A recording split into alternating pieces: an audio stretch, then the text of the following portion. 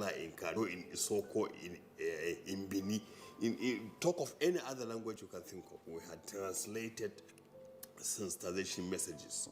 This message is from the Federal Ministry of Information and Culture. This week on Executive Discourse. Home is bigger than anywhere else. But some people will see it as, yes, they can make their home anywhere. Yes, I can make my home everywhere, but home is where the heart is.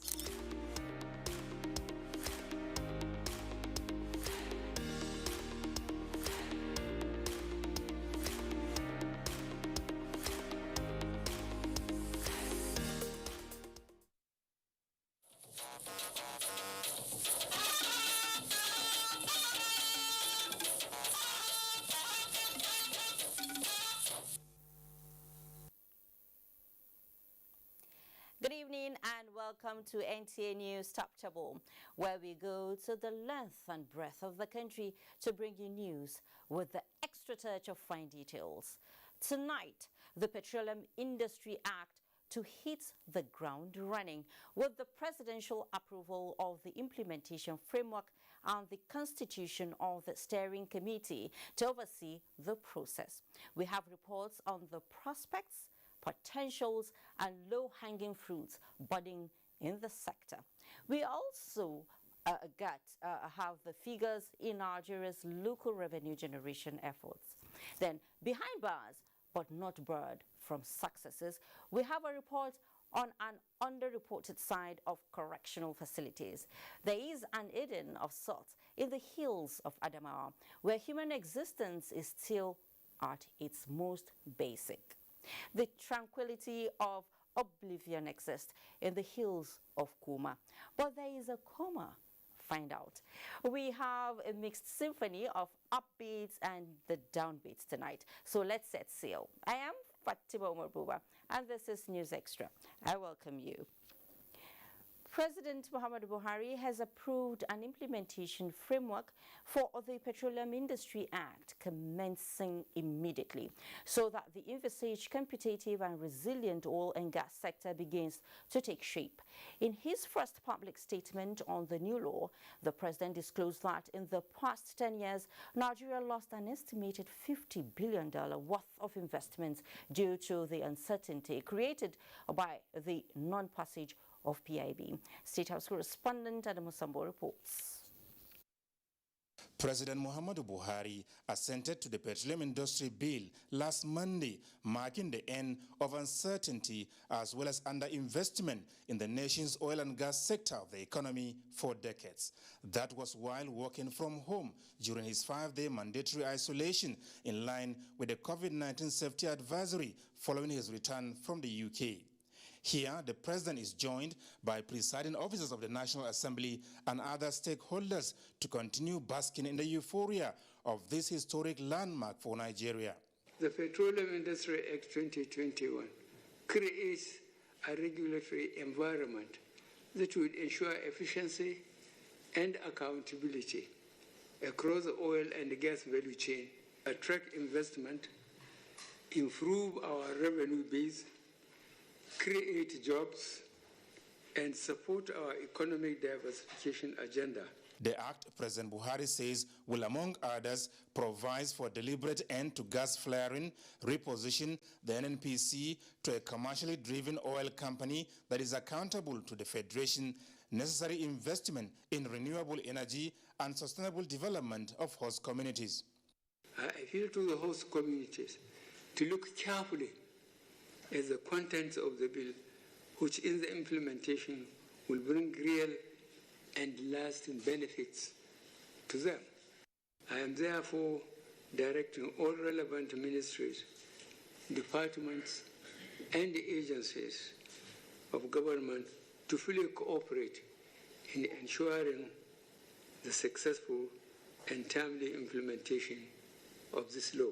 Let me now commend the leadership of the National Assembly for their continued pursuit of our national aspiration and demonstration of mutual harmony with the executive in the pursuit of a patriotic outcome in the passage of the PIB. For Senate President Ahmed Lawan, the National Assembly will always stand to be counted in the task of guaranteeing sustainable growth and development of the economy, which the Petroleum Industry Act seeks to achieve. Everybody in the National Assembly, in both the Senate and House, from all parts of Nigeria, work for the bill to be passed. This is one bill that will benefit Nigeria as a country and benefits its people. Our states will have more revenues, our local governments will have more funds, and of course what we expect is that these revenues will be translated into actionable projects that will make life better for Nigerians. The host communities have been specifically mentioned, and these funds will go there. This time around, there should be no excuses for anybody to tamper with this money. Despite depending on oil resources for the development of other critical sectors of the economy, Nigeria before now relied on petroleum industry, governed largely by laws and other obsolete legislations enacted over 50 years ago. As a result, billions of dollars worth of investment eluded the country. From the State House, Adamu Sambo, NTA News. And President Muhammadu Buhari has commenced implementation of the newly signed Petroleum Industry Act, PIA, by approving a steering committee to oversee the process. A statement from the presidency indicates that the steering committee is headed by the Minister of State Petroleum Resources, Temipri Silva. Other members are Permanent Secretary, Minister of Petroleum Resources, Group Managing Director, NNPC, Executive Chairman, FIRS, representative of the Ministry of Justice, representative of Ministry of Finance, Budget and National Planning, Senior Special Assistant to the President on Natural Resources, Olufemi Lijadu, as External Legal Advisor, while the Executive Secretary, Petroleum Technology Development Fund, will serve as head of the Coordinating Secretariat and the Implementation Working Group. The primary responsibility of the steering committee shall be to guide the effective and timely implementation of the PIA in the course of a transition to the petroleum industry envisaged in the reform program, and ensure that the newly institutions created by the full capability to deliver on their mandate under the new legislation. The committee has 12 months duration for the assignment, and periodic updates will be given to Mr. President. In the meantime, the working day of this week began on a pleasant note for not only players in Nigeria's oil and gas industry and the Niger Delta region, but also all Nigerians, with the news of President Buhari signing into law the Petroleum Industry Bill. The new act is generating a lot of reactions, with NTA Tuesday Live as one platform where such reactions resonated. Abakar Usman Akwanga has that. We're not talking about 3% of maybe a bit of profit, or 3% of just deep offshore. The prolonged legislation of the Petroleum Industry Bill and its eventual passage by the National Assembly and assent by President Muhammadu Buhari finally settled the dust of many years' nightmare. We're now going to see a conversion of the NNPC from what has really been, for a very long time, over 40 years, a fairly slow to adapt government bureaucracy, really moving that into what will be a commercially viable, really fairly independent entity that is based on, maximizing the profit potential of the sector on the nation's economy. The Act provides frameworks for the Nigerian petroleum industry, with major reforms to consolidate development of host communities who are battling with ecological challenges. What you now have is a structure that says 75% of the entire trust will be spent solely on capital projects for these host communities. 20% will be sent to a reserve fund, which will essentially be used for the catering to the needs of these host communities at the time when the viability of oil has expired. As Nigerians await implementation of the Act, the narrative of many decades of setback is expected to invoke a paradigm shift that will usher the region into a circle of increased enterprising opportunities and massive infrastructure. In Abuja, Abubakar Usman Akwanga, NTA News.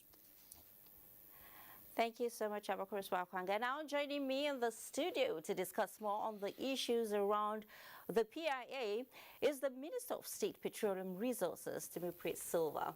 You're welcome to News Extra. Thank you very much. And I'll say congratulations. Congratulations to all of us Nigerians. All right. Well, the PIA, we all know, is finally here with an instruction to you as chairman to set implementation rolling. What's the timeline for the major changes, if I may ask? The timeline, immediate timeline, is about 12 months. As a committee, we're expected to report periodically to Mr. President, but we have 12 months to set the ball rolling, the implementation ball rolling. Okay. The status of, some critical parastatals in the ministry, such as the NMPC, PEF, PPRA, and lots more, are expected to change. We all know that, right? Yeah. Okay, especially with this policy on a deregulation of the downstream taking effect. Could you throw more light on these changes?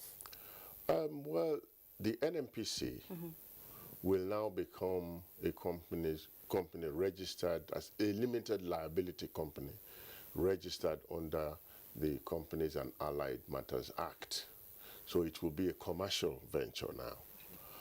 That is what is going to happen. As opposed to being a corporation or a parastatal of government, it will now become a company registered under CAMA. That's all I can say about NMPC for now. And of course, PEF will now be subsumed under the midstream and downstream regulator, the regulatory authority. And then PPPRA also will be part of the midstream and downstream regulatory authority. Okay. Yeah, so PEF will no longer exist as it is. It will be part of a bigger body, which will be looking after the regulating the midstream and the downstream. Also, PPPRA will also be absorbed into that bigger body, and NMPC will become a CAMA company. That is how the PIB states it. Okay, we can't talk about PIB without talking about host community benefits. So the host community benefits remain, critical in spite of the PIA. So what will the steering committee do as the chairman now? Do you do concerning the dissatisfaction expressed over the 3% issue, or do you think it is okay? Well, I always say that there is always agitation. Even after the NDDC, there was a lot of agitation after the NDDC Act was passed. A lot of people felt that the 3% that was stipulated by the Act to fund the NDDC was too little. We expect that agitations will always continue. Even in the United States of America, even in the UK, there are agitations for more. So we know that agitations will always be. But you must understand the perspective. 3% of the operational budget, of the global budget of the industry, that's a lot of budget. And that is what is going to be now targeted. And this 3% is coming on top of what is still going to be going to the NDDC. It's coming on top of the 13%, which is coming via the Constitution to the states. So I think that it's not such a bad deal. A lot of people say 10%. Oh, 10% of what? They say what was proposed before was 10%. And 10% of what? What was proposed before was 10% of profit. And that means that if I do not declare profit, you have nothing. For example, everybody knows COVID-19 last year, everybody ran at a loss. So that means nothing for anybody. But in this case, we said, no, it's not the profit. Let us look at the operational budget. So if you want to gold plate as an oil company and you want to inflate your contracts, we have a little bit of that as well. And it's the global operational budget of the industry, which is definitely more. And you can audit it. You know exactly how much I spent last year to run my company. And 10%, 3% of that comes into the budget for host community.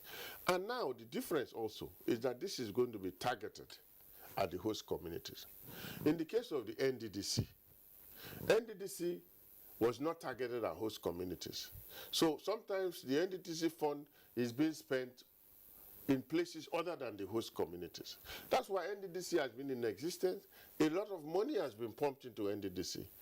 But the host community agitation still remains because it is not a targeted fund. But in this case, it is a targeted fund, targeted now at the host community. The management will be between the host community. It's a trust fund that is managed between the host community and the companies. So at the end of the year, the company and the host community will sit down and look at all the problems, and then they will now do the budget and they will spend the money. Now, as opposed to before, when they would just go and sign some MOUs that will never be operated. But this time, it is by law. So the money is going to be made available by law, under the law of the PIA, and this money will definitely go to the host community. So at least it's a very, very, very good beginning. Let us take it.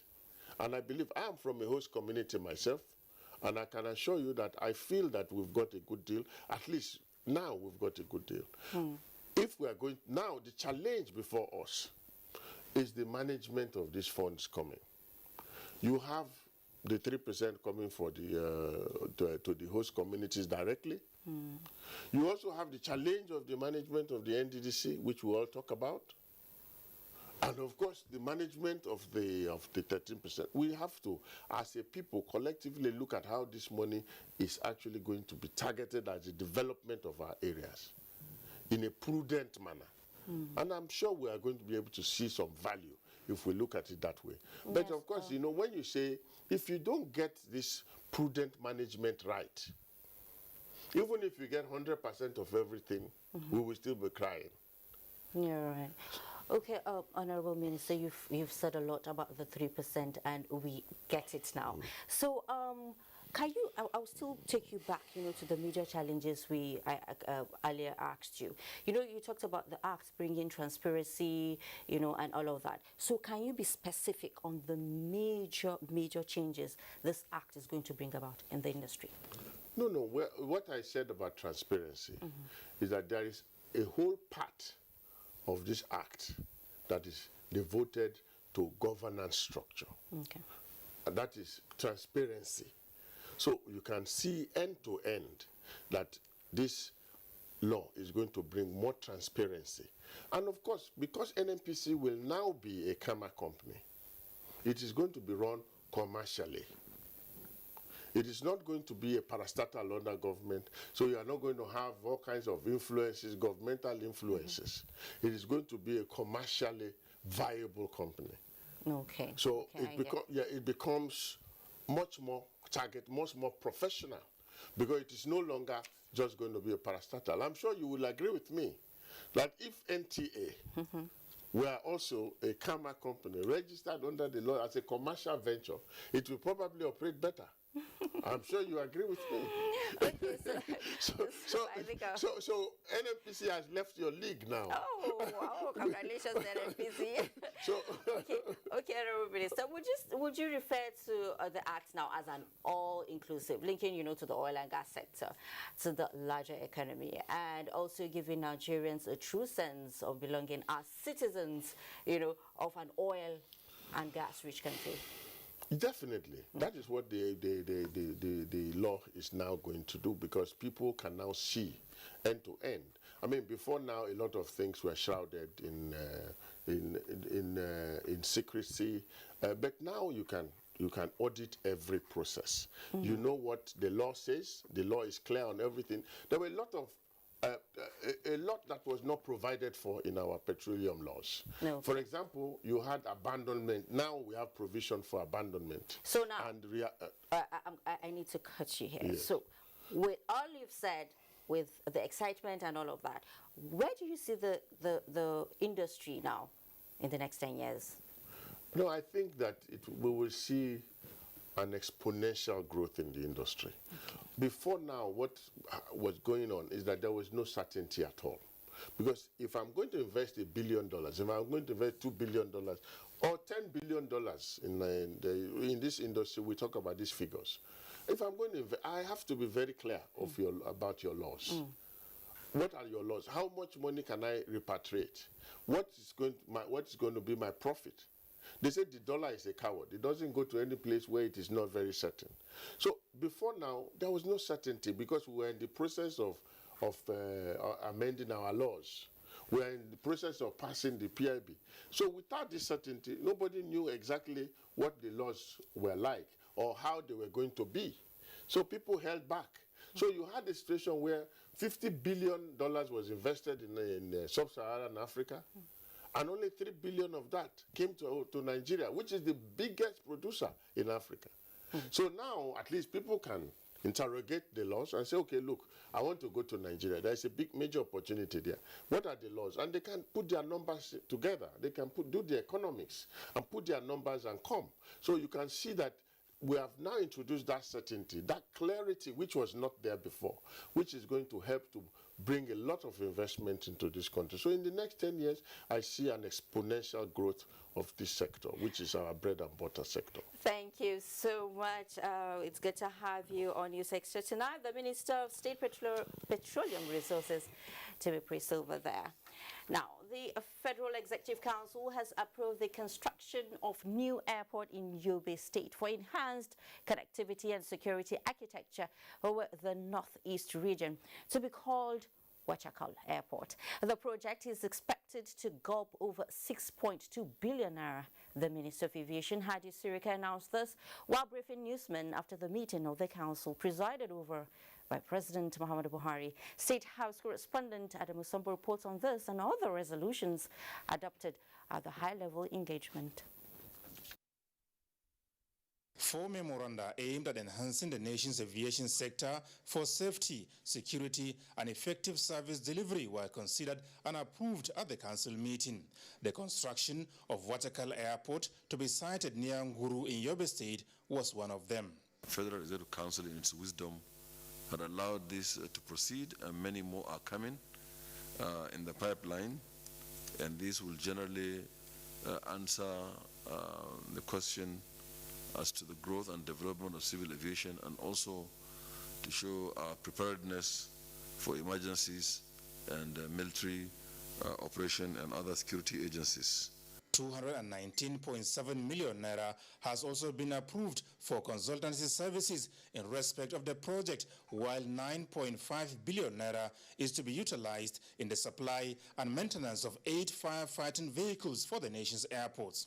The Minister of Aviation has also been given the go-ahead to award contract for the deployment of sniffer dogs canine for Abuja and Lagos airports at 658.7 million naira. These dogs, they will be doing, among other things, detection of bomb, detection of drugs, currency, prohibited items, explosives, etc., etc. Already, in accordance with the Act establishing fund, the President has approved long ago that the aviation security would bear arms and get ready for emergencies in the airport. The Ministry of Education presented a request to Council for the approval, which we got, to now proceed to award contracts at the Federal University Efrun Warri, Delta State, for 2.7 billion to provide hostels, administrative blocks, and an e-library platform. The Federal Executive Council also approved 187.4 million naira for the procurement of operational vehicles by the Federal Road Safety Corps. And that is to reduce carnage on our roads and to meet its goals of reducing accidents by at least 15% and fatalities by 20%. The same as for health, the Health Ministry, NAFDAC particularly, also got approval to procure some vehicles for its use. There was also approval for the NDLEA to procure and install 4 full-body dual-view scanners with X-ray management software at Lagos, Port Harcourt, Enugu, and Kano airports. We know that the NDLEA has been doing wonderful things in recent times. Now it has this approval. Approval has also been granted to Nigeria Extractive Industries Transparency Initiative 90 to acquire a befitting edifice to be used as permanent head office at 536 million naira. From the State House, Adamu Sambu, NTA News. You know what they say about two heads being better than one? The saying is not lost on the Northeast Development Commission, NEDC, as the body has engaged Northeast regional representatives of civil society organizations and private sector stakeholders as part of efforts to share ideas for the establishment of a master plan for resuscitating the region.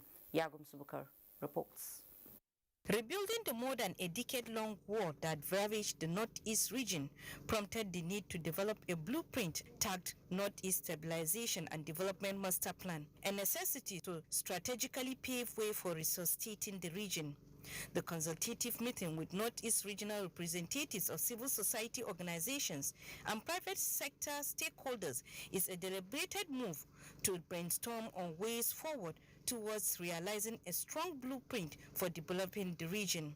Managing Director NEDC Mohammed Gwani Alkali said the Commission is gearing efforts to resuscitate the region through a holistic multi-stakeholder engagement for efficiency.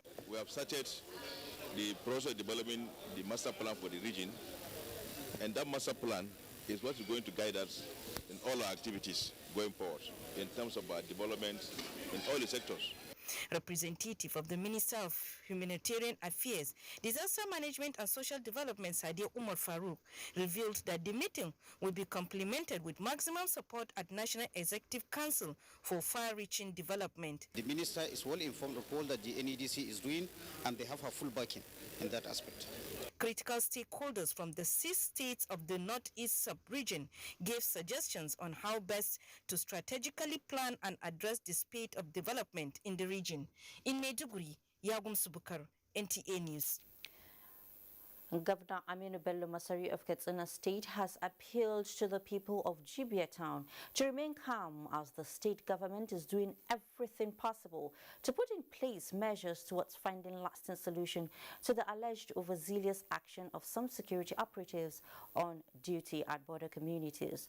The governor said this when he visited the town to sympathize and extend state government's condolence to the families of the victims of the border drill patrol van, which lost control and killed 10 passers-by and left many injured. Awal Haliru reports. Governor Aminu Bello Masari condoles with the families of those who lost their lives to the incident and wished those injured a speedy recovery. He appealed to the Jibia communities to remain calm as the state government, through its Ministry of Justice, will work with them to demand compensation and prosecution of those responsible for the death of more than 10 persons.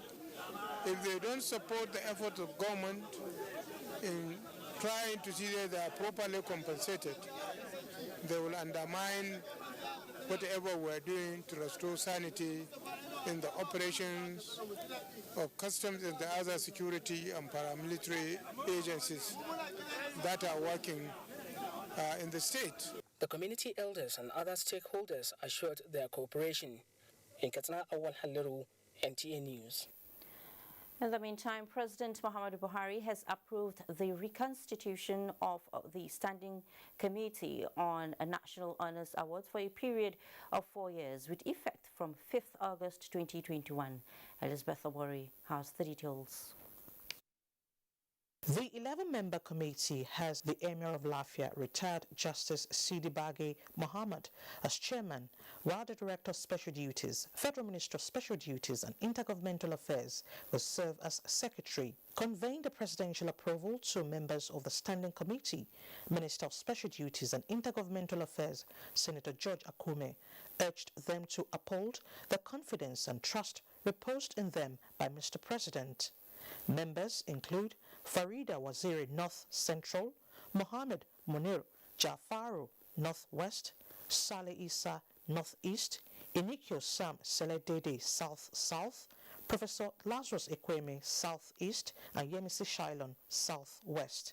Other members are Abdullah Jibril Oyeko, a representative of the Office of the Secretary to the Government of the Federation, and the Permanent Secretary, Federal Minister of Special Duties and Intergovernmental Affairs. In Abuja, Elizabeth Omori, NTA News. Information and Culture Minister Lai Mohammed has reassured the international community that Nigeria is not a failed or failing state. He gave the reassurance during some media engagements with international media organizations in Washington, D.C., United States. The minister also spoke with Nigerian journalists who accompanied him on the trip. Anthony Forson was there. Bloomberg, the BBC, and Politico, a dominant source for news in politics and policy in power centers across the world, where reliable information can be accessed. They took turns to engage the Information and Culture Minister on the state of affairs in Nigeria, cutting across diverse issues. Of topmost interest to them are issues of insecurity and banditry, which the minister emphatically explained this way. I took the opportunity to correct the narrative about the war against insurgency, and the truth of the matter is that Nigeria is today winning the war, and that if reports about the droves of insurgents who have come to surrender their arms and pledge loyalty to the federal government, anything to go by, we are clearly, definitely winning the war. On the issue of banditry, I also made them understand that the bandits are now suffering more casualties than before. Pressing further to know if indeed Nigeria is at a fragile point, this again was categorically dismissed by the minister. Nigeria is not a failed state. Nigeria will not be a failed state. Yes, we have challenges in some corners of the country, but that doesn't make the state a failed state. It is a state where basic facilities are not available, where you cannot, where everything has broken down. Nigeria has not gotten to that stage. We never get to that stage. On the suspension of Twitter operation in Nigeria, Lai Mohammed maintained that no responsible government anywhere in the world would condone any form of meddling in its internal affairs, as was the role Twitter arrogated to itself. Twitter became a platform of choice for separatists and naysayers to actually threaten the national unity of Nigeria and our sovereignty. And I gave examples of, the postings on Twitter and the several attempts the federal government made to want Twitter to delist some of those posts, and the arrogance of Twitter at that time that those tweets did not offend their own regulations. Lai Mohammed expressed satisfaction that Nigeria, under the leadership of President Muhammadu Buhari, has witnessed tremendous infrastructure development through purposeful leadership driven by focus and vision. In Washington, D.C., Anthony Forson, NTA News. President Muhammadu Buhari expresses his sympathy to families and other victims of floods following continuing heavy rainfall over the last weeks, which has affected thousands of people in 32 states of the country. This has resulted in the loss of lives, homes, farms, and disruption of normal life. In a statement, the president, who resumed normal activity on Wednesday after a 5-day quarantine following international travel, expressed concern over the situation as it unfolds. The president, however, called for better coordination between the federal authorities, including the National Emergency Management Authority and state governments, to develop a culture of respect for weather forecast and to act upon early warnings to avert the yearly occurrence of disasters. The president took notice of the fact that some states took the notices shared at different times of flood warnings, citing specific territories and communities named by NEMA, but which sadly were not only unheeded, but the letters remain unacknowledged until this day. He, however, commended the few states that activated their response mechanisms following the warnings and did well, thereby to avert the consequent unnecessary damage and losses. In order to carry all the states along in the administration's determination to put an enduring system for forecasting of floods and other natural disasters through the use of technology and improved coordination, the President has approved the convention of workshop by NEMA in the coming weeks that will bring all states' emergency response agencies to the table. And up ahead on News Extra, the reformatory side of the Nigerian Correctional Service that not only guarantee reintegration of ex-inmates into the society, but means of livelihood. This and more right after this time out. Join us again.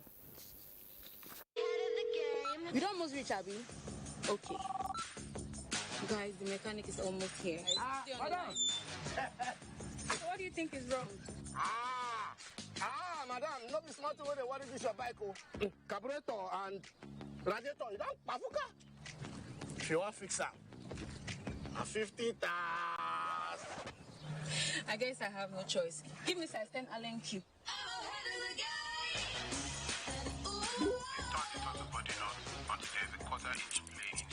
Madam, the top of those points, now you need to buy new one. New one at 16,000. Thanks for the help, guys. I'll be on my way now. Parenting your tools. Ride the digital wave for the whole year with 1 terabyte of data for just 100,000 naira. Dial *777#. The Honorable Minister, Federal Minister of Women Affairs, Dame Pauline Tallinn, invites all development partners, stakeholders, delegates, the media, and general public to the 21st National Council on Women Affairs. Theme: Gender Equality, a panacea for enduring security and sustainable economic recovery in the post-COVID-19 era. Date: Monday 23rd to Friday 27th August 2021. Venue: Ibom Hall, IBB Way, Uyo, Akwa Ibom State. Time 8:30 a.m. daily. Technical session will hold from Monday 23rd to Wednesday 25th August, while ministerial session is scheduled for Thursday 26th August 2021. Host: Dame Pauline Tallinn. Honorable Minister, Federal Minister of Women Affairs. Chief Host: His Excellency Udom Gabriel Emmanuel. Engineer Adebiyi Olusesan Olufunsho, Permanent Secretary. Announcer. I dey look for pension fund administrator. We soft, make sense, we care for me. Shy. No be the type when story go enter the matter when it's time to deliver. Oh no. The brand is sure them no go stress you. Call them then they accessible. Yes, customer care where they on point. No go regret when you try, of course. Profitable investment, everything is just a blend. If you know what's good for you, my guy, make you choose premium pension today. Make that switch to premium pension. Premium pension. Make that switch to premium pension.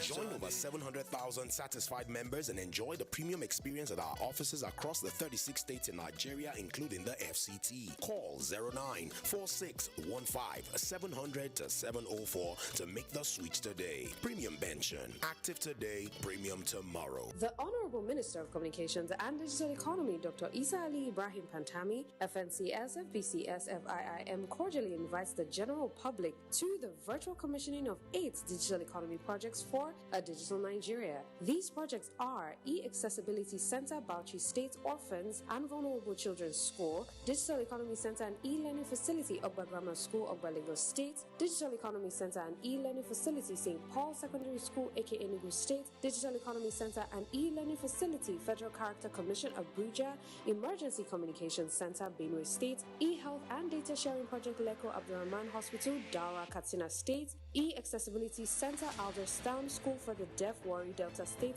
and Virtual Examination Center College of Education Argungu Kebbi State. The program is scheduled to hold as follows. Date Thursday 19th August 2021, time 11 a.m. and venue Digital Economy Complex in Bora and virtual platforms. Announcer Beatrice Bako Nabasu, MNI, Permanent Secretary, Federal Ministry of Communications and Digital Economy. With star 966 hash easy banking, you can open a Zenith Bank account, purchase airtime and data, make transfers to any bank in Nigeria, pay bills and make POS payments, create a wallet account, and perform other self-service options like PIN and password reset and temporary blockage of your account. Star 966 hash is fast, easy, and convenient. And more importantly, it can be used on any phone type as it requires no data. Dial star 966 hash to get started now. Zenith Bank, in your best interest. I've got no ice on me, but stick a freeze your knees. What up?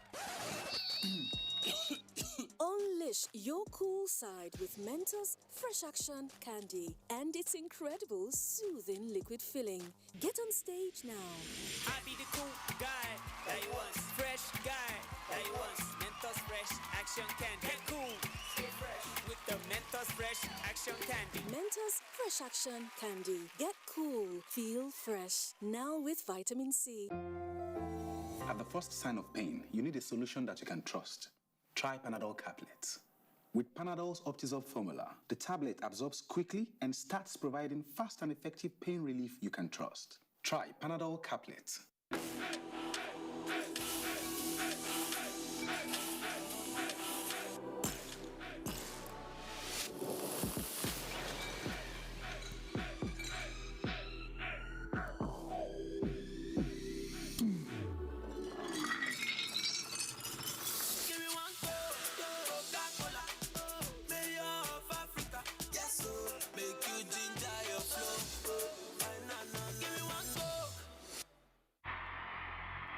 Sometimes before I step on stage, my mind gets clouded and it feels like I'm on a different stage. Sometimes it feels like I'm on the losing side. But that's when I know it's time to take that deep, tum-tum cooling breath. It's my calm before they feel my storm.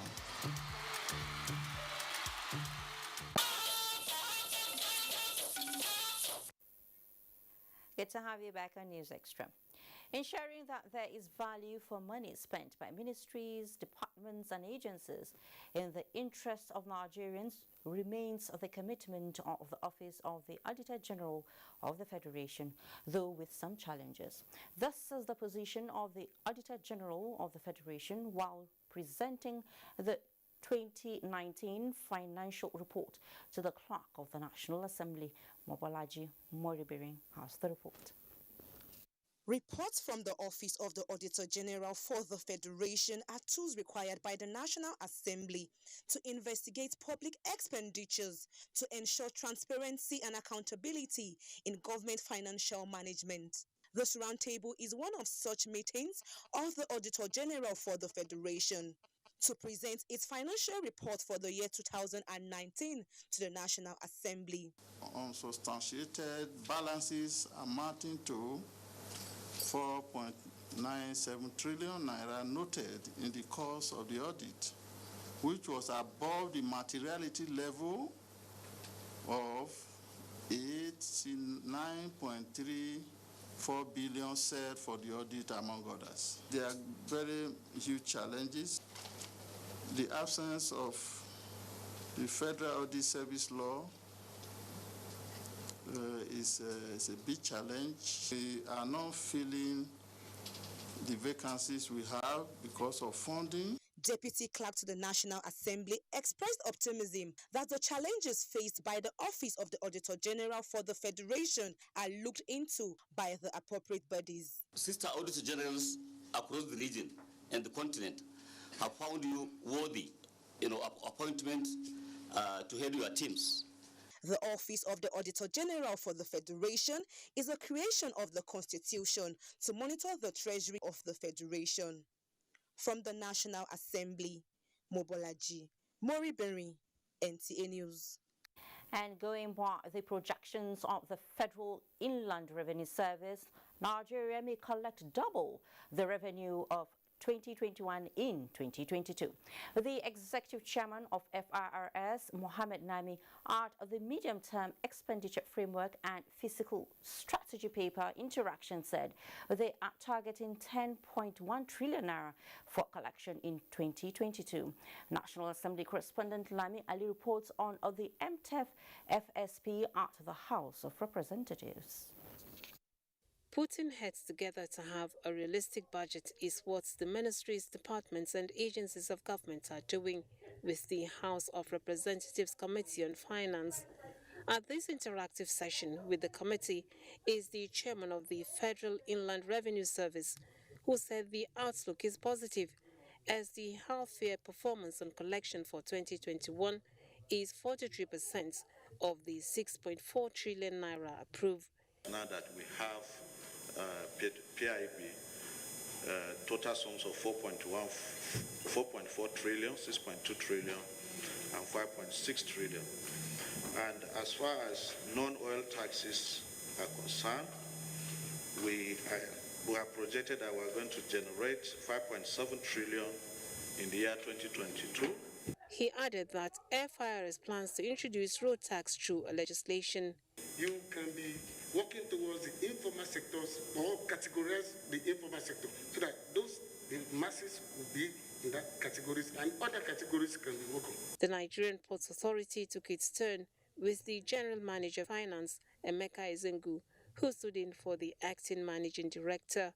The committee questioned several line items on the proposed expenditure list, including the corporate social responsibility projects. Corporate social responsibility, the last one there is 3.78 billion.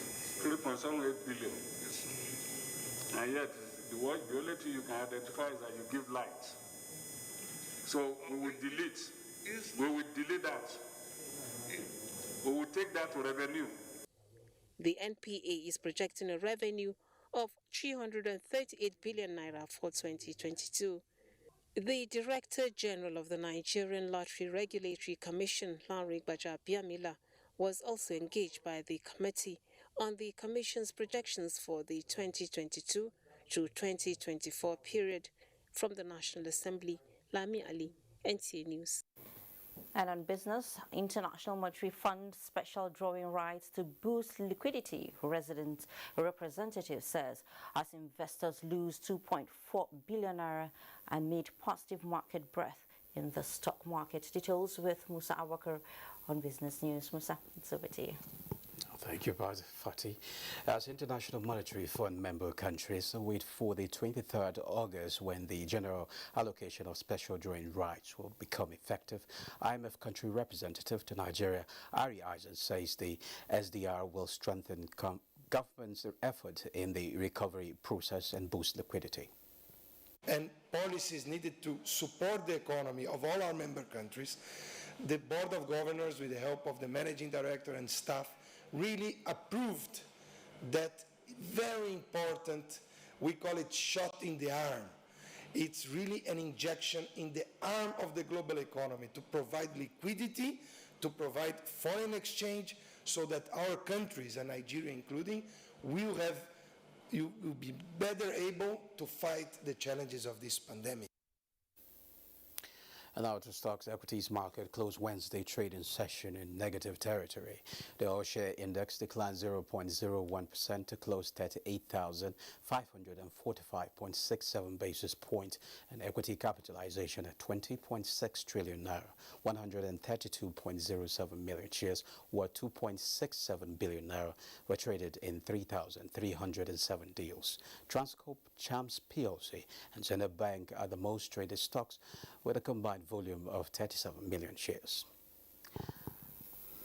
That's business news. It's back to you, Fatima. Well, thank you so much, Musa. Now, the Nigerian Correctional Service is better known for the spell inmates spend away from society. So, not much is known of its reformatory services. There is a comprehensive program which gives opportunity for educational advancement and artisanship. The service also provides starter packs to ex-inmates to practice various trades. Victor Azu has the rest of the story. Once dejected and in custody, these ex-inmates now have the freedom and equipment to pursue honest living, a transition from grass to grace. Ehime Osano is a PhD student and has also acquired skills in barbing, all made possible behind the walls of the Kuje Custodial Center. One unique thing about this too I'm seeing here is that it's not for me alone. I can employ someone here else that will barb alongside me, 2 clippers, 2 seats. I went there as a first degree holder, but before I left, I had my master's and I've gained admission in that same Conservation Center in Kuje for my PhD. Like him, others are now skilled in hairdressing, laundry, welding and tailoring, among others. One after the other, the Controller General of Corrections presents beneficiaries with starter packs to practice their trades, while urging the Nigerian public to accept them without stigmatization. I wish to call on all the beneficiaries to justify government's huge investment in providing these tools by working hard and being worthy ambassadors of the NCOS, never returning to the way of crime. With the necessary equipment and support, Ehime and other beneficiaries can now become responsible members of society and contribute their part to the economic growth of the nation. Custodial centers also received drugs for the benefit of inmates nationwide. In Abuja, Victor Azu, NTA News. We head to Makurdi now, where Benue State Governor Samuel Otom telling communities along the Goma-Makurdi Road to allow the federal government's dualization of the Kefi-Lafia-Makurdi Road go on without let or hindrance. The governor made the appeal at a meeting with a delegation from the Federal Ministry of Works, leaders of affected communities and the contractor handling the project in Makurdi. Charles Abba reports that resistance by communities whose property were affected by the project thwarted the progress of the work.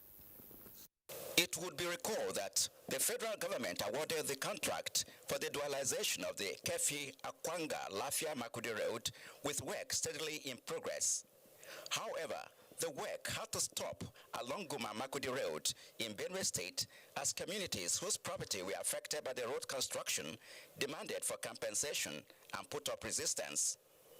It is to ensure that the problem is resolved, to keep the project going, that a delegation of the Federal Ministry of Works, leaders of the affected communities, and the contractor have met with Governor Samuel Otom. The Tolobi, Chief Moses Anagende, said people's farmlands and structures were affected and needed the needful to be done. The federal government has continued to promise, and they are very frank, say we are going to pay. We have not paid anybody yet, right from Abuja through Kefi to Makurdi. We have not paid anybody, so be patient. And we have continued to be very patient. The Minister of Works, represented by a director in the ministry, Ishaq Mohammed, said payment of compensation to the affected communities along Goma-Makurdi Road would commence next week. Prior to that, Your Excellency, the Minister had already set up a compensation payment committee. The committee were sitting working on modalities for the payment. And as of now, I think they've worked out a timeline for the payment of this compensation. Governor Samuel Otom, who appreciated the federal government for the dualization work of the road, frowned at people taking laws into their hands and appealed to the affected communities to give peace a chance. We started this work in Kefi, and it came all the way. No work stopped. They're coming to Benue, you come and stop work. For what? I'm happy. They have also spoken to your people that work should continue. And the minister have also directed that compensation should be done by next week. If in the course of doing this and you have any other problem, let me know. He said the road project, when completed, would be of benefit to all. In Makurdi, Charles Abba, NTA News. And from Makurdi to Osogbo, it was a show of culture and tradition spiced with glamour at this year's Osun Osogbo festival, which just ended. Mobolaji Akim reports that Trophy Lager Beer, one of the products from the stable of international brewery Ilesha, also added color to the annual festival. His report. Culture is identity. It is a way of life, and this is what this year's Osun Osogbo festival provided devotees, worshippers, and enthusiasts both old and young, that opportunity to showcase the rich cultural heritage of the Osun Osogbo. A long walk to the grove, now a UNESCO heritage site, notwithstanding, was not without its glitz and glamour. In its characteristics, by adding color to the annual festival, the International Brewery PLC Ilesha, producers of trophy lager beer, did not only welcome visitors to Osogbo with billboards strategically located around city, where honorable, as trophy is called, are mounted. Company also provided free trophy lager to visitors at various points leading to the Sacred Grove. Trophy Lager Beer Factory has really done great deal by coming for this Osun Festival every year, because I do monitor them every year that they do always come. Trophy Lager Beer is the best. Why is the brand Trophy involved in Osun Osogbo Festival? Osun Osogbo Festival is a festival that is promoting our tradition, our culture, and Trophy is a brand that supports tradition and culture, so we are supporting Osun Osogbo Festival in that light. The entertainment train later in the day moved to Freedom Park outside the Grove in the heart of the city, where Trophy Lager Beer and one of its newest brands, Trophy Stout, was made available for consumers at a discounted rate. Trophy is a drink for the honorables, so our consumers are the honorables. In Osogbo, Bolaji Akim, NTA News. Eminent personalities, including diplomats, politicians, and captains of industries from within and outside the country, have continued to pay tribute to the former military president, General Ibrahim Badamasi Babangida, as he turned 80 on Tuesday. Niger State Governor Abubakar Sani Bello, alongside his Sokoto and Akwa Ibom states counterparts, were among many Nigerians who thronged his residence in Mina to felicitate with the celebrant. Hussein Musa now reports.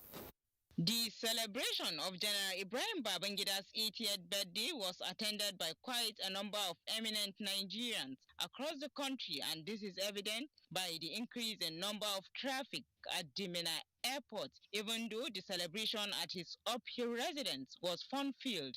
Camera coverage that often characterize this type of occasions were, however, not allowed. Members of the community were also not left out as they trooped into the former military president's residence to celebrate his lifetime achievements. The celebrant and former military president of Nigeria, General Ibrahim Babangida, is described as a detribalized leader with extraordinary skills and has continued to promote unity in the country. I wish him a very happy birthday, long life and prosperity. He has achieved a lot in his life, and from the number of people you can see around, you can tell that he's a man of the people. Succeeding in uniting this country. He's one leader I've seen who combines character and charisma. He's still being celebrated because of his experience, and he's a man of inestimable value. His leadership style and resolve to promote peace and corporate coexistence of the country is said to be unwavering. Emeka, Hussein Musa, NTA News. And President Muhammadu Buhari salutes Chairman, CEO of OilServe, Emeka Okwuosa, as he turns 60 August 19, 2021. In a statement, the president pays tribute to the electrical engineer who graduated from the then University of Ife, now Obafemi Awolowo University, and who has built a reputation as an astute administrator, investor, and entrepreneur. The president knows that Okwuosa successfully runs a chain of companies, both within and outside the country, with special interest in the oil and gas industry, playing a major role in the building of the landmark Ajaokuta-Kaduna-Kano pipeline on the construction. President Buhari rejoices with the Okwuosa's family, their friends, associates, and well-wishers on the auspicious occasion, wishing the celebrant long life and prosperity. 36 years after walk into the lives of a hill-dwelling ancient people who have refused to tag along with civilization. Guess what? Kuma, is the news again. And our next segment brings you all the interesting details as well as our heavy dose of health-related stories that you are bound to connect with. That would be right after we return from this next break.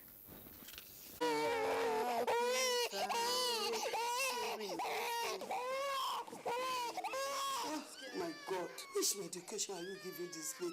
Medication? I have given him all sorts. Have you given him Bona Babe? Bona Babe?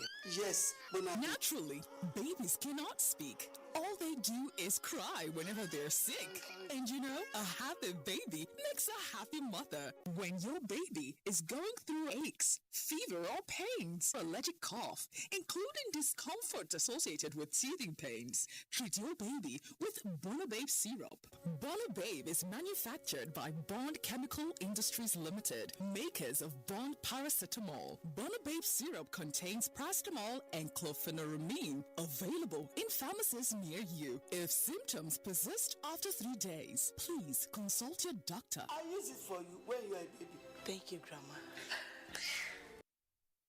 Take this, Mom. You will need it.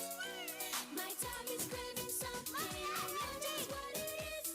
Twisco. That's my favorite. Twisco chocolate drink powder is a unique blend of cocoa, milk, and malt fortified with Enafort, a special blend of vitamins and minerals that helps give kids the vitality they need for an action-packed day. Mommy, let's Twisco, power your dream.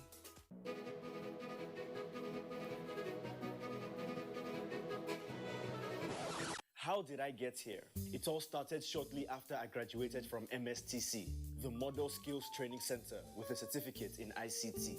I successfully developed a data management program that has been called the software of the future. Thanks to its success, everyone wants it. And as you can see, now everyone wants me. But I'm not alone. The skills training programs at MSTC are equipping young Nigerians to become the next big success story. Whether it's ICT, mechatronics, facility technology, electronics and computer networking, or culinary studies, a certificate at MSTC is the way of the future. And just like me, there he is. Everyone will want you to. ITF, developing the nation's human resource. We are StarTimes, the most affordable digital pay TV platform with the widest signal coverage in Nigeria, dedicated to bringing the best TV entertainment around the world to your screen. From Hollywood to Bollywood to Nollywood, we offer the most affordable subscription. Enjoy over 75 channels for as low as 1,700 naira, like Nat Geo Wild, BBC, ESPN, and premium sports like Emirates FA Cup, La Liga, Bundesliga, wrestling. What's more exciting? We have the most flexible payment options in Nigeria. Don't dull. Join us now for an exciting journey. StarTimes. Enjoy digital life. Leeds United will look to scrape themselves off the bottom of the table when they welcome Everton to Elland in their second game of the season. This Saturday, it's Leeds United versus Everton on the Premier League Live, showing on the network service of the NTA from 2:30 p.m. The Premier League Live is brought to you by Baba Ijebu and powered by Integral.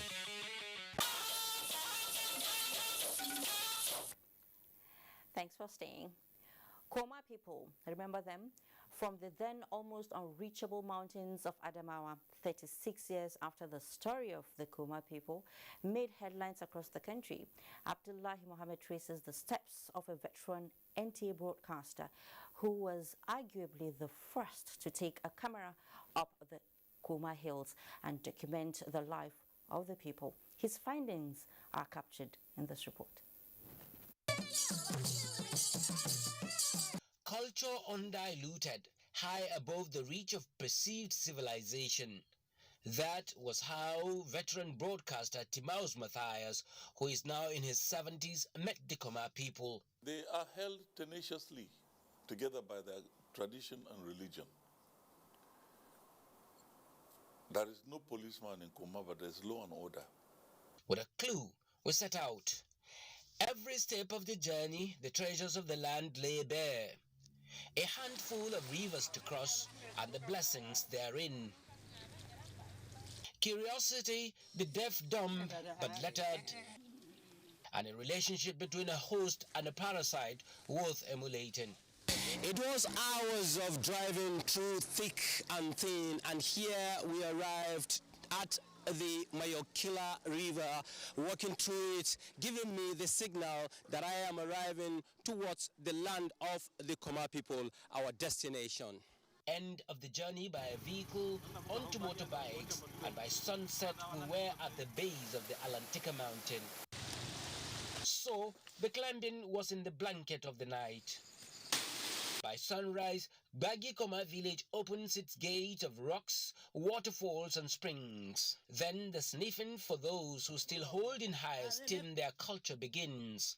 The men totally embracing modernity, with older women still retaining some aspect of their culture. The shrines kept away from the public, but not smoking of the pipes. Plenty of the young without classrooms, and the pregnant without hospitals. We are told that we are part of the government of the people, but we are forgetting that the bubbles from the Alantika hills nourishes the rivers we crossed. Making it up and down the Kuma mountain, your heart pumps faster, you must sweat it out, and also your feet will become painful. But for the treasure up there, I will do it once again and over again. That summarizes the story of the Kuma Mountains and its people. From Jada Local Government, Adamawa State, Abdullah Mohammed, NTA News. I can see you've also lost some weight there. It's a beautiful place, I must say. Love, they say, is a beautiful thing. There, however, seems to be more pressure on today's couple to make love work. The relationship between the sexes seems to have taken an athletic turn, a test of stamina, if you know what we mean. Just like weary athletes, some couples have resorted to performance-enhancing drugs. And Chidima Ndubisi is curious and attempts in this report to untangle health and romance. In times past, being intimate with one's partner came naturally after due assent by appropriate authorities and cultural observances by families. Going by tales of the older generation, a more liberal society opened the door for more flexibility, and changes began in the 80s when pulmonary hypertension drug was produced, and it was discovered that the side effects were increased libido and sexual performance. And boom, a sex enhancer industry was born. Good news for individuals with erectile dysfunction as they got their groove back with the drugs correcting the anomaly. But then, there were reports of rise in the manufacture of sex-boosting substances of both orthodox and herbal preparations, which are used in treatment these days. There are so many people who have erectile dysfunction because they have uncontrolled diabetes, anxiety, stressed, that if they just get proper counseling and they're put in environments where they are really calm, everything should be fine. There is, however, a trend observed in the art of intimacy. Both males and females, including younger generation with no reproductive health challenge, now use sex enhancers without doctor's prescription. The patronage has continued to increase. Everybody having access to it. Most of them want to prove a point. Let it be like, okay, I'm a superhero in the room and all that. So it still revolves around satisfaction. And some go for younger girls, especially when it has to do with sugar daddy stuff. They are considering the money they pay the girl, and then they want to last longer. In some cases, these sex enhancers are not used in isolation, but alongside illicit drugs and alcohol. For each foray into excess, there is a price to pay, as seen in a clip on social media, where a man in the company of a younger girl was found dead in his hotel room with sex-enhancing pills found in his bag. When you have prolonged erection, that can cause you blood clots. You can lead to tissue death. One orgasm during sex is equivalent to running 7 miles. So you can imagine the amount of stress that you're putting your heart through when you have endless sex. It can lead to a heart attack, blood clot in the lung, stroke, sudden heart failure. Experts say the key is in the plate. You are what you eat. All these vegetables and fruits we see in the market, they have very good potency to improve your system. Cucumber, banana, coconut, tiger nut, because of the high selenium and other products and phytochemicals there to reduce blood pressure in a way. As for control of these substances, health practitioners say regulatory agencies should ban over-the-counter sale and mop up unapproved ones in circulation. In Abuja, Chimdima Ndubisi, NTA News. From what we've seen and heard, I would say caution is the watchword here. We have at one time or the other heard of cardiac arrest, heart attack, and heart failure. But do we know the difference? Well, in this report, Sandra Akeme examines the burden of these diseases and reports that each one signifies a health crisis involving the heart. Here's the report. The heart is a vital organ that pumps blood to all parts of the body, such that any condition affecting it may result in cardiovascular disease such as cardiac arrest, heart attack, and failure. However, these terms are often misplaced and all misunderstood for one another. Cardiologists say hypertension, diabetes, and infections of the heart are some of the causes of coronary heart diseases. The heart is supposed to increase its activity to meet its metabolic requirements. So the heart continues to work from birth to grave. So it continues to adjust itself to whatever you are doing so that you'll be able to do those things. But when the heart fails to meet the requirement placed on it, the demand placed on it, then it means that the heart has failed. So heart attack usually is the layman term for myocardial infarction. So when there is a block in those blood vessels, then a part of the heart can die off. So we call it myocardial infarction. To prevent cardiovascular disease, we need to control our blood pressure if it is high. We need to prevent diabetes by avoiding intake of sugar and minerals and eating a lot of vegetables and fruits. And we need to engage in exercises to avoid obesity. Over the years, cardiovascular diseases have been the leading cause of deaths globally, recording over 7 million deaths yearly, including high professional sportsmen and women. How informed are athletes on these ravaging diseases? Maybe 2 months or 1 month, I go to the doctor. I check my BP, check my system. I don't go into the pitch anyhow. Less cholesterol, less carbs, more exercise, just keep fit, and that's basically it. And take your drugs regularly. Before we go into the pitch, we do have some little exercise to know how fit one is.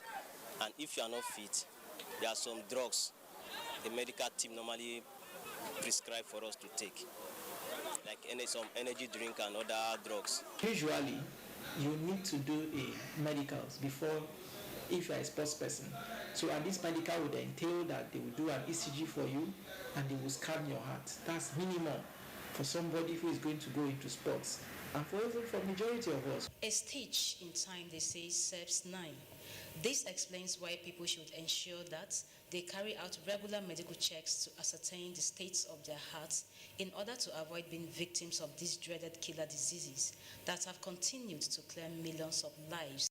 In Makudi, Sandra Akeme, NTA News. Lagos State government is working with private organizations to tackle financial strain-induced depression among women in the grassroots as a result of the coronavirus pandemic, especially with the rise in the new variant. Musa Toliot reports that this was at this year's Women's Assembly, organized by the Ministry of Women Affairs and Poverty Alleviation in Lagos. The Assembly is a gathering of women drawn from the 57 local governments and council development areas of the state.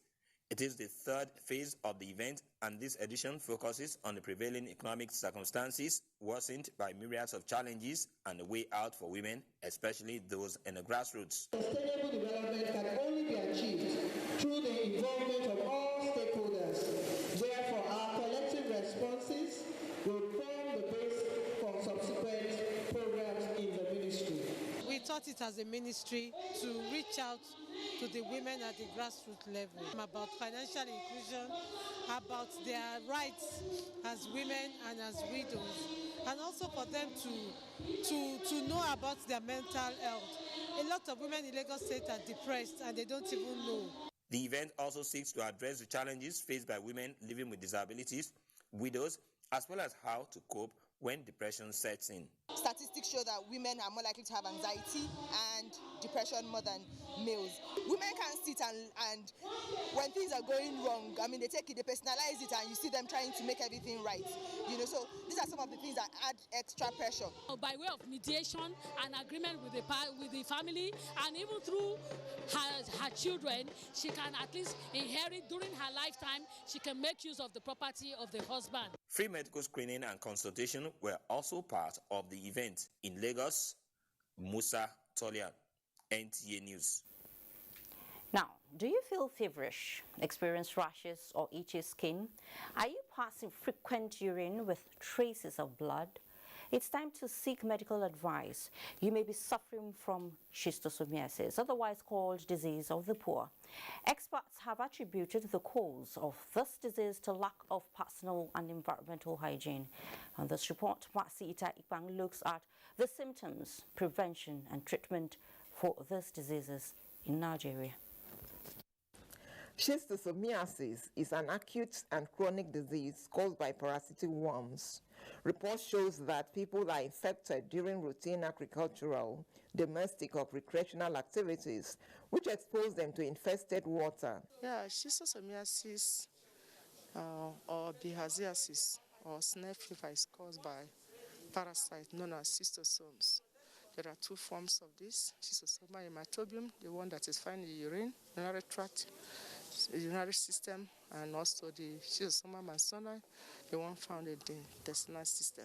Schistosomiasis is common when you see people urinating and blood follows, blood stain in their urine. They are infected with the ova of Schistosoma. Maybe because they have swim in dirty water or bathed with dirty water. Though schistosomiasis can kill, the good news is that it is treatable and curable. Nigeria is said to be achieving 41% health coverage rate, yet the disease is endemic in the country, especially at rural areas. It is one of the neglected tropical diseases that is common in Nigeria. We have over 63% prevalence rate of these diseases. Therefore, the 6th National Technical Working Group meeting on schistosomiasis is set to update the public on plans for full intervention of migration from local government to the ward level. All we need to do is to take the drugs to the people, to the communities, allow the children to have access to these drugs. They need these drugs. 80 million tablets produced worldwide, and Nigeria consumes about 1/3. 80 million tablets. If at all we need to treat everybody, 1/3 is quite a lot, and the shelf life is just 2 years. You bring in 80 millions, and then you still have a number of these tablets expiring because of supply chain management issues. I want us to begin to look at these issues. Okay, these are concerns for the country. It takes the hope of these experts that at the end of this meeting, they would be able to come up with strategy that will help to deworm children for at least once in a year to prevent them from contacting schistosomiasis and other soil-transmitted diseases. Basita Ikpan, NTA News. Thank you, Basi. Let's take another breather. See you soon. This na the story of Pekin, wey rise to the max. Rain or shine, it not settle for less. Na the story of small boy we get big talent. Home and away. Wait oh, it be like say na the story of one man wey fall, but we bounce back in style. Osime, wetin dey motivate you? I want day big, special and great. Watching us live from Big Brother House Studio. Joy for Osun and his teammates and chuck for him as well. Make we enjoy Max Entertainment together. Sports or movies, telenovela or cartoon, music or reality TV. With just 6,900 naira, you fit get your Go TV decoder plus 1 month Max subscription. Make you dey enjoy over 75 channels with day for Go TV Max. Make you and your special ones they enjoy better things on Max levels. Go TV, love it. We started with a very aggressive response from the very beginning. If you remember the very first case in Nigeria, very well contained, very few infections arose from that. We started airport screenings and temperature checks way before anyone really understood what was going on. On the front lines of the response, the team here at the Nigeria Center for Disease Control, supported all the 36 states. At some point, we had teams in 32 of our 36 states concurrently, leading the response, the emergency operations centers, making sure we're getting the surveillance data, building up our information resources on our website. Our website became one of the most visited websites on the continent, as many other African countries were looking to the leadership Nigerians provided. At our Incident Coordination Center, people were working literally 14, 15 hours every single day. This message is from the Federal Ministry of Information and Culture. Nigerian youths are about the greatest assets the country has at the moment. It is therefore not surprising that the administration of President Muhammadu Buhari is strategically responding to the yearnings of the youth through multiple projects and programs. Youth Entrepreneurship Support Years by Bank of Industry, the Youth Investment Fund by the CBN, and several other conditional cash transfer programs. Recruitment of 774,000 social workers, majority of whom are youths, and so many other projects that are beneficial to youths directly or indirectly. If the administration can do all this, definitely with a degree of patience and time, it can achieve more. Nigerian youths must come together to say no to terrorism, no to vandalism, and no to all disruptive tendencies. Hashtag Youth for Greater Nigeria. Pacifying the youths, unifying the nation. Leeds United will look to scrape themselves off the bottom of the table when they welcome Everton to Elland in their second game of the season. This Saturday, it's Leeds United versus Everton on the Premier League Live, showing on the network service of the NTA from 2:30 p.m. The Premier League Live is brought to you by Baba Ijebu and powered by Integral.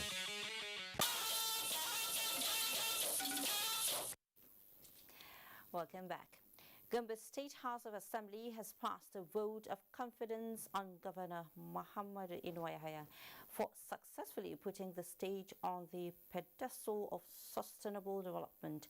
The legislators, under the leadership of the Speaker, took the decision at a special sitting during which they expressed satisfaction with the governor's leadership style. Abbas Mekano reports. During its plenary on Tuesday, the House unanimously passed vote of confidence on State Governor over what they describe as unprecedented achievements recorded in 2 years in office. This followed a motion moved by Majority Leader Yerima Ladan, representing the people of Kaltungo East, that the governor deserves the legislative support to enable him take Gombe to the next level, especially the 10-year development plan for the state documented by the governor. Also contributing to the motion, members representing Balanga North Musa Buba and that of Fero Chenge Samuel Marcus identified areas like economic development, construction of road network, healthcare service delivery, educational development, provision of agricultural inputs, social investment, as well as urban and rural electrification projects as sectors that are receiving adequate attention of Inuayahaya's administration despite meager resources available. The Speaker, Gombe State House of Assembly, Abubakar Mohammed Lugero, after adopting the motion, led all the 24 members on courtesy call on Governor Muhammad Inwa to intimate him of their resolution. We are 100% comfortable with the way you run Gombe State. And all honorable members, irrespective of our political affiliation, we say 4+4. This gesture confirms solidarity, unity, and the resolve for us jointly to fight and move Gombe State forward. The members were able to notice the developmental stride of the governor through oversight functions of various committees of the House that cut across all the 11 local government areas of Gombe State. Abbas Mekano, NTA News. To sports now. Following the draws for the 2021 Africa Cup of Nations, sports correspondent Kena Ima Abdike x-rays the 6 groups of 24 teams on parade.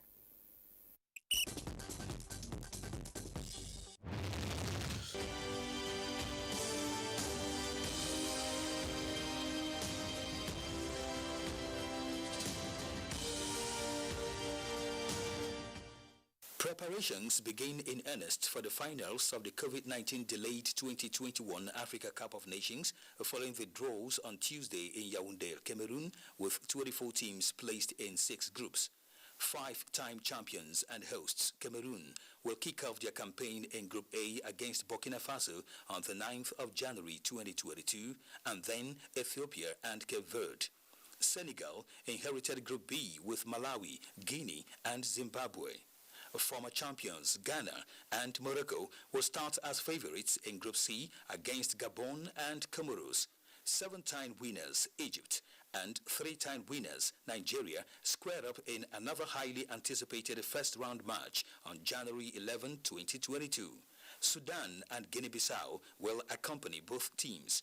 Defending champions Algeria will face Sierra Leone, Equatorial Guinea, and Cote d'Ivoire in the clash of Group E, and finally in Group F, Tunisia and Mali will face Gambia and Mauritania. Comoros and Gambia are making their debut in the biennial competition. Any team that has made it to the finals should not be regarded as a minnow. They all have one objective, one motive: to go, play, and win. They want to be crowned champions, so this is very important. So no team should be looked down upon. No team should be regarded as a minnow. Why I say it's very tough is that Egypt is in our group. The same Egypt deprived Nigeria so many times of the Nations Cup. But I think this time around, Nigeria will get there. In the lives of the Samuel Chukwueze and the rest of them, Wilfred Ndidi, and the upcoming ones, I'm sure Nigeria, the nation flag, will fly very well in Yaoundé, Cameroon's capital. The top 2 finishers in each group, as well as the 4 best third-place finishers, qualified for the round of 16, with the third-place match billed for February 6, 2022 in Yaoundé, alongside the final match.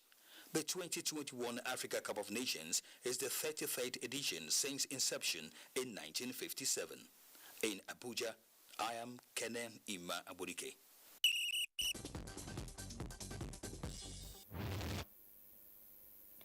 The family of late Sagir Abubakar, a former staff of the Nigerian Television Authority NTA, continues to receive sympathizers who visit to register their condolences.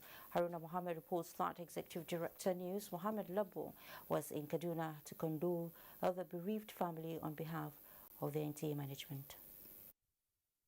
Accompanied by the Zonal Director NTA Kaduna Network Center, Hamza Musa Makarfi, the Executive Director News Mohammed Labo described the deceased as a veteran who has distinguished himself and made a mark in the television industry.